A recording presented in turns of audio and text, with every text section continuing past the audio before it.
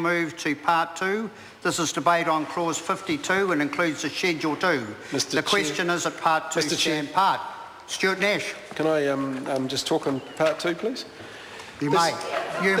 Thank you very much. Thank you very much. There's just a couple of questions here. And part 2 is a very, it's one of these parts where it talks about all the acts that have been amended due to this bill going through, and there are a whole number of them.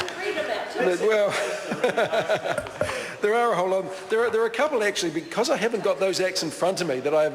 Perhaps the Minister could just ask me a couple of questions. We talk about the Education Act, and here we talk about, there's a whole lot of this about chartered accountant being replaced with qualified auditor within the meaning of the Act, and we know what this means. The concern I have is, do any of these sections here, Minister, do they relate to boards of trustees or anything like this, or is it simply replacing something of the old and replacing it with the new?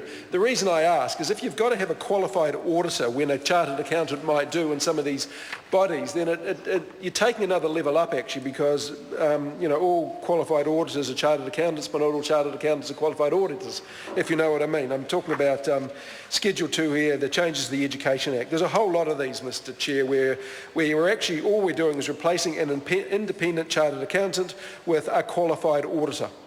But the onus on a lot of this may be quite substantial, because there aren't actually that many qualified auditors around, to be honest, where there's quite a few chartered accountants. But one of the things I suppose where, one question, does a registered audit firm, does it have to be a partnership? Can a registered audit firm, can it not be a company? Because we're talking about here Financial Markets Conduct Act in section 461E part 3, subclause 3, after a registered audit firm, insert that as a partnership. That's just a question. I thought audited firms could actually be companies, but maybe I was wrong there.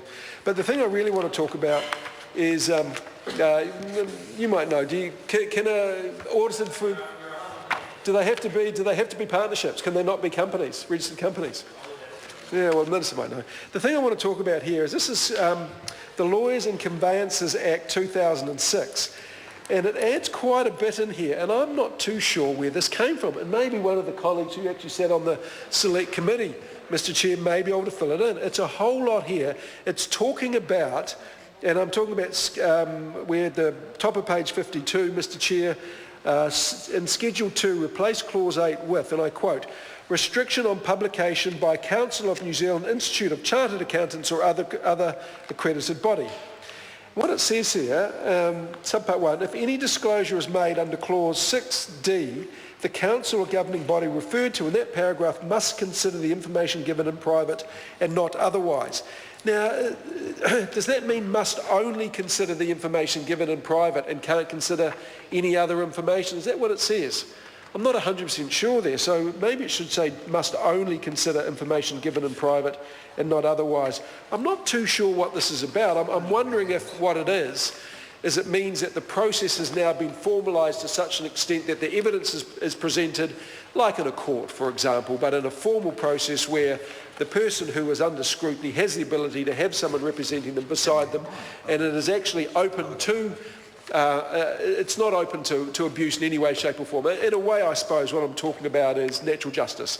The ability of a person who is being tried to have a fair trial, and I don't mean tried in a legal sense, I mean by the rules and procedures governing the Council of New Zealand Institute of Accountants. And then it says, subpart 2, it is not lawful for any member of the council or governing body or any officer of the New Zealand Institute of Chartered Accountants or accredited body, and I'm quoting here, to publish to any person any information so disclosed except in evidence in disciplinary proceedings, blah, blah, blah. And I'm wondering here, what is the purpose of that subclause? And the reason I ask that, have there been instances where people from the governing body of the Council of New Zealand Institute of Chartered Accountants gone out and actually published material that they have heard as part of a disciplinary hearing? Has that been a problem, and is this trying to remedy that problem?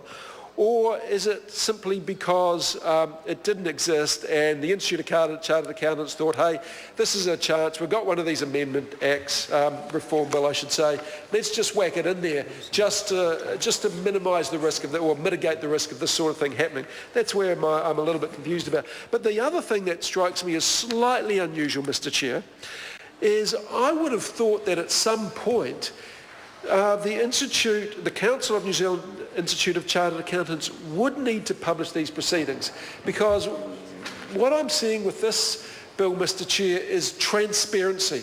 And this is what this bill brings. And I would have thought at some point publishing this brings that transparency. Thank you very much.